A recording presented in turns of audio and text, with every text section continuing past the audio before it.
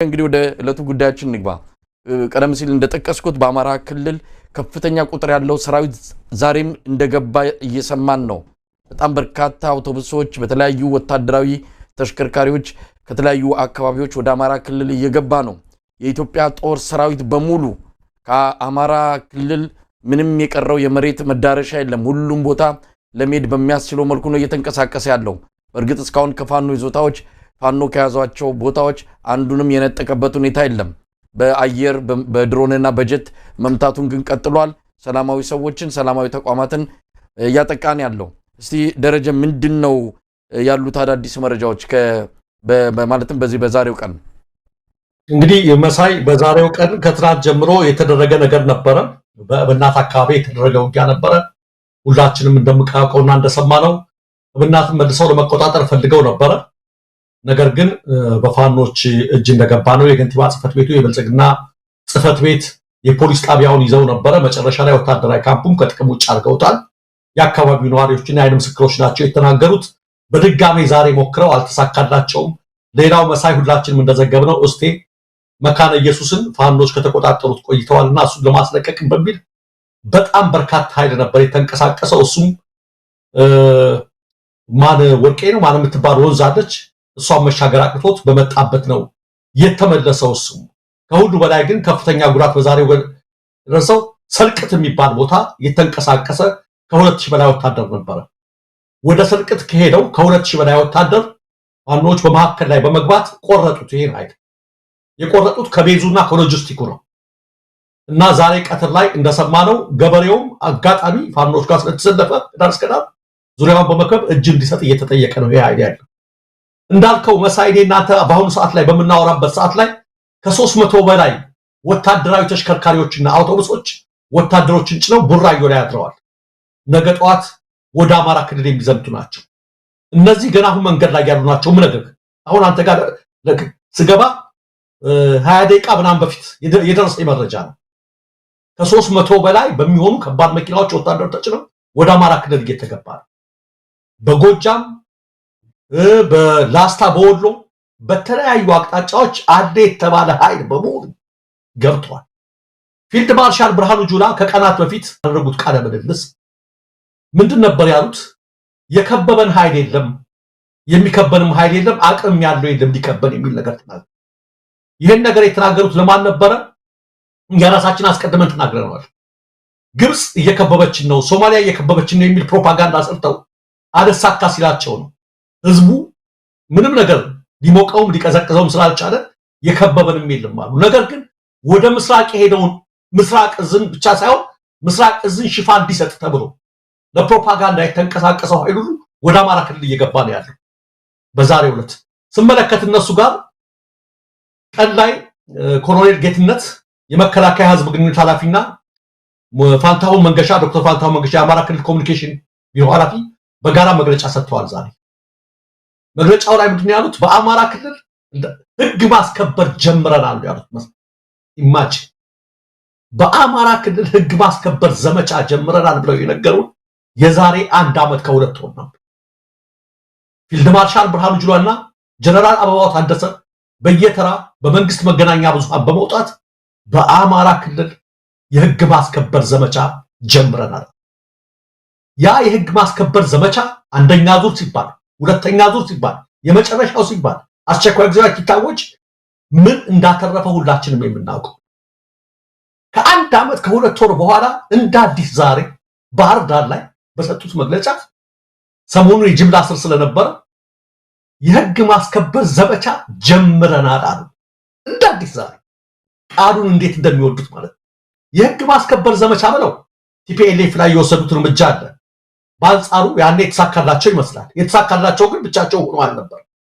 ያኔ ኢትዮጵያ ኃይል መስለው ስለመጡ ፋኖም ደግፏቸው የኤርትራ መንግስትም ደግፏቸው በአማራ ክልል ፋኖ ላይ ያወጁት ኃይል ግን ያወጁት ጦርነት ውጤት ሲያጣበት ሲቀር መከላከያው እንደምታውቀው ያለው አከርካሪው ተሰበው በርካታ ምርኮኛ በጎፍ እየገባበት ባለበት ሰዓት ላይ የመጨረሻውን ውጊያ ለማድረግ መርጠናል በሚል ከቀናት በፊት ዛሬ 3ኛ ቀኑ ነው የፖሊስ ኮሚሽነሮች፣ ወታደራዊ መኮንኖች፣ የፖለቲካ አመራሮች፣ የብልጽግና ኃላፊዎች፣ የዞንና የወረዳ መምሪያ ኃላፊዎች፣ አዛዦች ሳይቀሩ ከየቤታቸው እየተለቀሙ እንዲታሰሩ ተደርገዋል።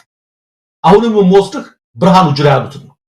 ብርሃኑ ጁላ ከአራት ቀን በፊት ከወዳጃችን ጋር ባደረጉት ቃለ ምልልስ ለምንድነው ያኔ የትግራይ ወታደሮች የመከላከያ ሰራዊት አባል የነበሩ የትግራይ ወታደሮች ለምንድነው ታስረዋል አሁን ብዙም ተፈቱ እንዴ ብሎ ሲጠይቃቸው ያሰርነው ብለው ተናገሩ። ቃል በቃል ይዤዋለሁ። ያሰርነው ወደ ውጊያ ፉልስኬል ዋር ልንገባ ስለነበረ በመካከላችን ደግሞ እነሱ መረጃ እያቀበሉ ስለሚያስቸግሩ አንዳንዶቹም እያስመቱ ስለነበረ ጥሩም ቢሆኑ ለኛም ቢሆኑ ባያገለግሉም የምትጠራጠረው ነው በአንድ ካምፕስ ታስቀምጠዋለህ ባልቆታው።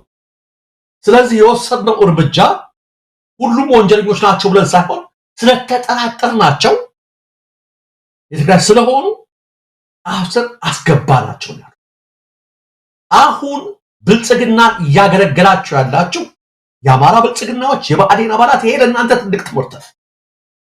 የትግራይ ተወላጆች ከነ ጀነራል ሰዓረ ጀምሮ ብልጽግናን ያገለግላሉ። ነገር ግን ቲፒኤልኤፍ ጋር ውጊያ ገጠምኩ ባለ ቁጥር አብይ አህመድ ምንድነው ያደረገው? የትግራይ ተወላጅ ሆነ ከስልጣኑ ከወታደራዊ ቦታ ላይ ያደረ አንድ ካምፕ ላይ አስቀምጥልኝ አለው።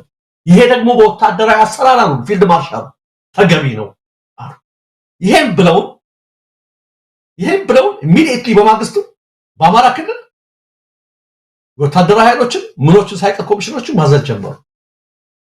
የፈለከውን ተለጥፈ ብታገለግለው የፈለከውን ነገር ብታደርገው በአዴንነት ሐላዳና ነው ሎሌነት ሐላዳና ነው። ከብልጽግና በላይ ብልጽግና ሆናችሁ ከአብይ አህመድ በላይ ተደምረናል ብላችሁ የፌደራል መንግስቱ ክልላችን ይግባ ብላችሁ ያጸደቃችሁ ህዝባችሁን ያስመታችሁ ያስጠቃችሁ በሙሉ በመጨረሻ እድል ፈንታችሁ ጽዋ ጠጣችሁ መታደንና መለቀም ሆነ። ይሄ እርምጃ ትክክል ነው እያልኩ አይደለም። አብይ አህመድ ለአብይ አህመድ ይሄ እርምጃ ያዋጣል እያልኩ አይደለም። የበለጠ አደጋ የሚጋብዝ የበለጠ ውስጡን የሚያፈርስ ነገር ግን ምንድነው ሊል የምችለው የአመለካከቱ የሥርዓቱ አመለካከት መሳይ የሥርዓቱ አመለካከት አብይ አህመድ ወደ ስልጣን ሲመጣ ህወሓት ጋር ከመተናነቅ ጀምሮ ከፍተኛ ተጋድሎ ያደረጉት እነ ንጉሱ ጥላሁን እነ ገዱ አንዳርጋቸውን አጭቀንጥሮ ለነሱ ጠበቃ ይሆን አይደለም መጣና በአማራ ክልል 6 ፕሬዝዳንት አፈራረቀ። የሚገርመኝ እኮ እስካሁን ድረስ ይገርመኛል። እረፍት አጣ በአማራ ክልል እረፍት አጣ። ምን ሲያደርግ እንደሚያርፉ ማታውቀው። አንዴ ከገዱ አንስቶ ዶክተር አምባቸው እሳቸው ተገደሉ። ተመስገን ጥሩነህ አመት ሲያገለግል አገኘሁ ተሻገር አመት ሲያገለግል ይልቃል አረጋ ከበደ እያለ ሽመልስ አብዲሳ ቁጭ ብሎ መለኪያው ምንድነው ብትላው እኔ አማራ ክልልን በአግባቡ ባለመብራት ነው ይባል ሽመልስ አብዲሳ ይነሳ ነበር። ምክንያቱም አብይ አህመድ ስልጣን ላይ ከመጣ ወዲህ ህዝብን በማፈናቀል አንደኛው ክልል ኦሮሚያ ክልል ነው። ያልተረጋጋ ክልል ኦሮሚያ ክልል። ሽመልስ አብዲሳ ቁጭ ብሎ 6 ፕሬዝዳንቶች የተፈራረቁበት ጊዜ ላይ ደረሰ። በአማራ ክልል ያለው ነገር ለአብይ አህመድ ረፍት አልሰጠው። ከምን የመነጨ ነው? ፊልድ ማርሻል ብርሃኑ ጁላ እንደተናገሩት የምትጠራጠረው ነው። አላረፉ። ታዲያ ይሄን በማድረጉ አብይ አህመድ ተሳካለት ወይ? በአማራ ክልል ደረጃ ምናልባት ነገሮችን ያነሳቸውን ነጥቦች አንዳንዶቹን በደንብ አፍታተን ብንመለከት ህግ ማስከበር ጀምረናል። እንግዲህ ከ14 15 ወራት በኋላ ህግ ማስከበር ጀምረናል ነው 80% ከዛ በላይ ያልተቆጣጠርከው አካባቢ ላይ ምንድነው ህግ የምታስከብረው? ምናልባት ጦርነት ነው እየተካሄደ ያለውን ላለመናገር ነው ህግ ማስከበር። ልክ ክልሉን ተቆጣጥረ አንተ ስትጠበቅ እንደነበረ በትግስት ጉዳዮችን ስታይ እንደነበረ አሁን ግን ከቁጥጥር እንዳይወጣ ህግ ለማስከበር የመጣ አድርገህ ለራስ ነው የምትነግረው? ለዓለም አቀፉ ማህበረሰብ ነው? ለማን ነው የሚነግረው? ዓለም እኮ ያውቋል፣ ምን እንዳለ ያውቋል። በቅርቡ በወጣ አንዳንድ የጦርነቶች የት እንደሚካሄዱ የሚያሳይ ዓለም አቀፍ አንድ ዳታ እያየን ነበረ። ፋኖ ምን ያህል አካባቢ እንደተቆጣጠረ ምን ያህል አካባቢው ላይ ኦፐሬት እያደረገ እየተንቀሳቀሰ እንዳለ የሚያሳይ ነው። እንግዲህ ዓለም አቀፍ ተቋማትም እየታዘቡት ነው ያለውና ለማን ነው ይሄን የሚነግሩት? ለደጋፊዎቻቸው ነው? አማራ ክልል የገባ ነው ህግ ለማስከበር ነው? እንዴት አይነት በጣም ግራ የተጋቡ መሆናቸውን በደንብ ያየንበት እንቅስቃሴያቸው ነው። እንግዲህ ሀገር ውስጥ ያለው አንድም ጦር አልቀረም። ህዳሴ ግድብ ያለውንም ክፍለ ጦር ጭምር ነው ያስገቡት። አሁን ድንበር ላይ ኢትዮጵያን የሚጠብቅ አንድም የመከላከያ ሰራዊት ኃይል የለም፣ መሀልም የለም። መሀልም በፌዴራል ፖሊስና በተለያዩ የጸጥታ ኃይሎች ነው መሀሉም እየተጠበቀ ያለው። በሙሉ ገብተዋል ጓዛቸውን ጠቅልለው።